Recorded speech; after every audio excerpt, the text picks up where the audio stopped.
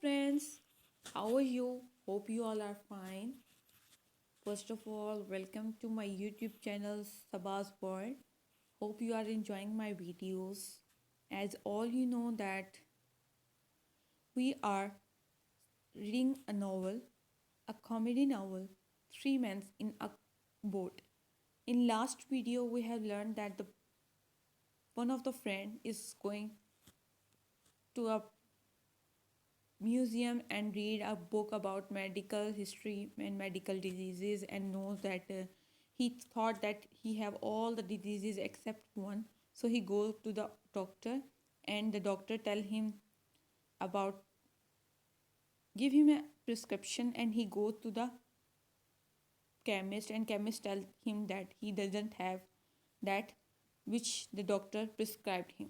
So see what the doctor prescribed the person. He said he didn't keep it. I said, "You are a chemist." He said, "I am a chemist. If I was a cooperative stores and family hotel combined, I might be able to oblige you. Being only a chemist hampers me." I read the prescription. It ran first beefsteak with one bitter beer every 6 hours, one 10-mile walk every morning, bed at sharp 11 every night, and don't stuff up your head with things you don't understand. I followed the direction with the happy result speaking for myself that my life was preserved and is still going on. In the present instance, going back to the liver pill circular, I had the symptoms beyond all mistakes, the chef among them being a general disinclination to work of any kind. What I suffer in that way, no tongue can tell. From my earliest infancy, I have been a martyr to it. As a boy, the diseases hardly ever left me for a day. They did not know then that it was my liver. Medical science was in a far less advanced state than now, and they used to put it down to laziness. "Why, you suckling little devil, you," they would say. "Get up and do something for your living, can't you?" Not knowing, of course, that I was ill. And they didn't give me pills, they gave me clumps on the side of the head. And strange as it may appear, those clumps on the head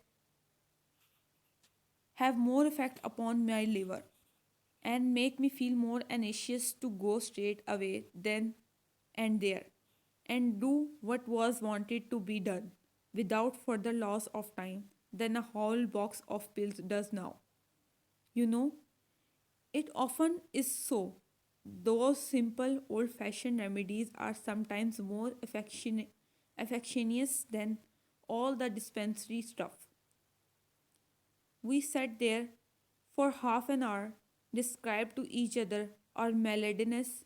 I explained to George and William Harris how I felt when I got up in the morning, and William Harris told us how he felt when he went to bed. And George stood on the hearth rug and gave us a clever and powerful piece of acting, illustrative of how he felt in the night.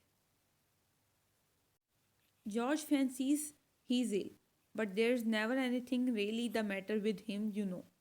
At this point, Mrs. Poppet knocked at the door to know if we were ready for supper. We smiled sadly at one another and said we had better try to swallow a bit. Harris said a little something in one's stomach often kept the diseases in check, and Mrs. Poppets brought the tray in, and we drew up to the table and toyed with a little steak and onions, and some reherbs tart. I must have been very weak at the time because I know after the first half hour or so, I seemed to take no interest whatever in my food. An unusual thing for me, and I didn't want any cheese. This duty done, the refilled our glass. We refilled our glasses, lit our pipes, and resumed the discussion upon our state of health. What it was that was actually the matter with us. We none of us could be sure of, but the